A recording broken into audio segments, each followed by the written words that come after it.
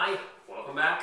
We're having lesson 4, I think we're on now today, with learningguitartoday.com and our beginner guitar lessons. Today we're going to look at using an electric tuner to keep our guitar in tune. This sort of process works very similar for an electric or an acoustic guitar. I've got here with me, this is an electric tuner I've had for a little while. It's a Seiko SAT 100 tuner. There's literally hundreds of different electric tuners out there. So there's a link here to one that I think is great on the site. If you need to pick one up, you can go check that out. But you should normally get one for 20 or 30 bucks or less. If you're playing electric guitar, what you might want to look at is actually what's called a tuning pedal. There's a little bit more about that on this page, but a tuning pedal is basically a pedal that's on the ground that your electric guitar plugs into, and that pedal plugs into your amplifier. You can click that pedal and play, and it'll match up the notes down below so you can tell if you're in tune. This is something that a lot of live performers use. Actually, most live performers would use if they're playing electric or acoustic guitar to keep their guitars in tune. But today we're going to use this particular tuner here. So I've got my acoustic guitar with me here again, and basically what you're going to do, you could sit this on a table. I often sit it on my thigh if I'm sitting in a position like this. We'll put a couple strings here to tune.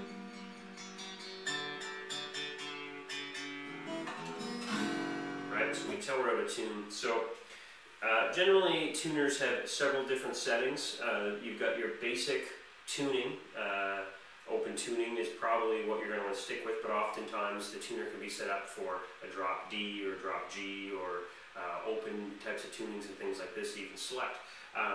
But normally you want to look if it's got a treble clef, which is your regular signature for guitar music. You want to make sure if there's a guitar or a bass setting, you're on the guitar setting. And then you're just going to sit it down, and mine one here has lights back and forth. Don't know if you can see them here. See if we can get them to react. See there's a red light there. That red light's telling me that the note is flat, and then on the other side of it, there's I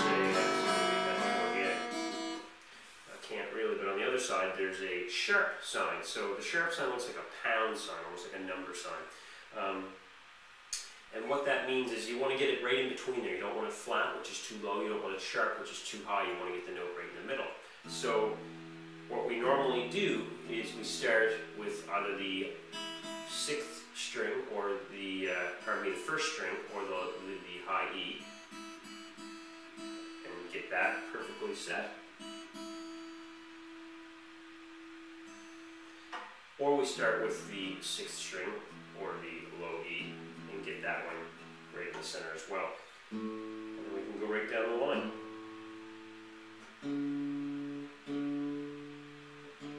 If you remember back to the first lesson, I talked about how the tuning pegs up here on the head of the guitar are what we use for tuning